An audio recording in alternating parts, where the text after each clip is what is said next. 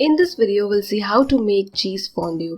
This is my version because the actual Swiss cheese fondue consists of different types of cheese which are not easily available in India. Let's get started.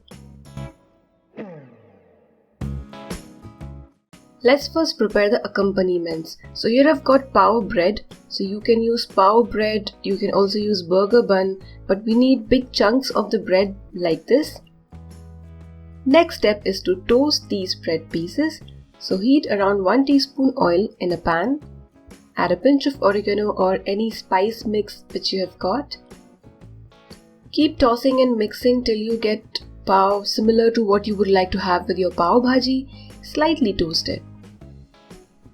And then transfer to a bowl. Now next, in the same pan, heat a little oil. Add around a pinch of oregano or the mixed herbs you have got.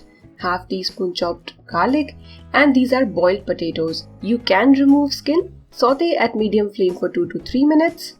Next again heat some oil, add chopped garlic, and this time I'm adding roughly chopped tomatoes. Now it's very important that after you add tomatoes you increase the flame to high, add a pinch of salt and just saute for 10 to 15 seconds. You just want to saute the tomatoes a little, not a lot. To make the sauce, heat 1 tablespoon butter in a pan and add 1.5 teaspoon all-purpose flour or Maida.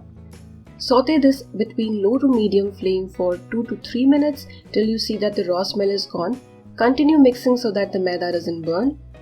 Add 3/4 cup milk and continuously whisk. You can also use your hand whisk for this. After 30 to 40 seconds, add 4 cheese slices.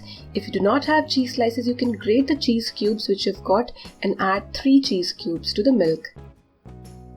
After the cheese melts, it's time to add salt, a pinch or something like that. Do not add a lot, you can mix and taste because cheese is already salty. Now I'm adding half cup mozzarella cheese. So after adding mozzarella, lower the flame and then mix it. You do not want to mix or melt the cheese entirely in the pan. You need to leave chunks of cheese just like that before you transfer the cheese mixture to your fondue pot. So here I've got my fondue pot. If you want to buy one, you can check out link in video's description box.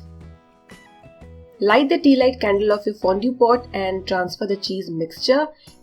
Just in case if you do not have mozzarella cheese, only in that case you can skip mozzarella and add 2 more cheese slices probably or 2 more cubes of cheese.